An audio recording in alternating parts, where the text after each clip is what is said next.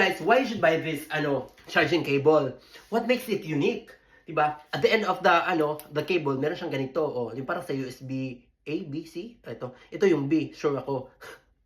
Pag hilahin natin to, may USB-C. Ito yung mga latest. Ito yung mga luma. Kung may luma, may bago, pwede, diba?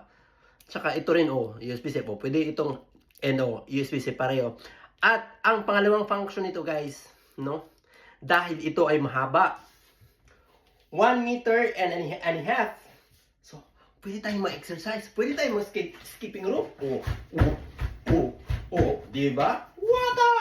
At pangatlo, pag may kalaban ka, diba? Nyari uwi ka, nasa danger ka. Tapos, marunong konti ng martial arts. Pwede siyang maging ganun. Wata! Diba? At ang pang-apat na ba? Kapag tatawagin mo yung anak mo, o kayo sa mga tatay, mga nanay, may anak kayo, "Oy, Otoy, umuwi ka na!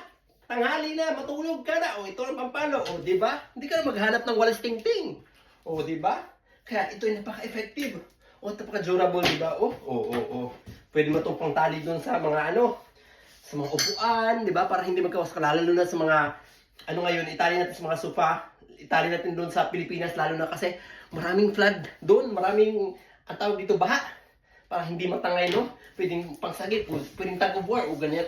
Diba? Wata! Hindi yan. Napaka-durable. Kaya, bilhin na!